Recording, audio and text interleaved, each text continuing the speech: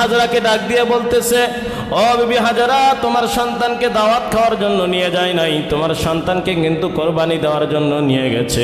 যাও যাও, তোমার ভালোবাসার জিনিস, তোমার বুকের রত্ন, তোমার সন্তানকে তুমি বাঁচাও, নয়তো তোমার সন্তানকে কিন্তু আজকে কোরবানি দিবে, যাও বাঁচিয়ে নাও।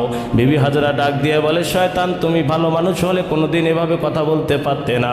আমার স্বামী কি জন্য আমার স্বামী আমার সন্তানকে কোরবানি দেওয়ার জন্য নিয়ে যাবে?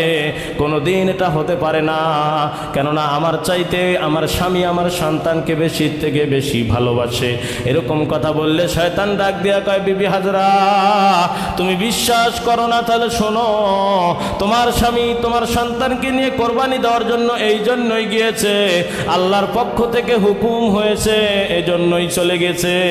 বিবি হাজরা ডাক দিয়ে বলতেছে, আল্লাহর পক্ষ থেকে যদি হুকুম হয়েই থাকে আর আমার সন্তানকে নিয়ে যদি আমার স্বামী কোরবানি দেওয়ার জন্য যায়, এরকম একটা নয় 10টা সন্তান যদি আমার থাকে, 10টা সন্তানকে আমি কোরবানি দেওয়ার জন্য দিয়ে দেব। বলেন আল্লাহু আকবার, জোরে বলেন আল্লাহু আকবার। আল্লাহ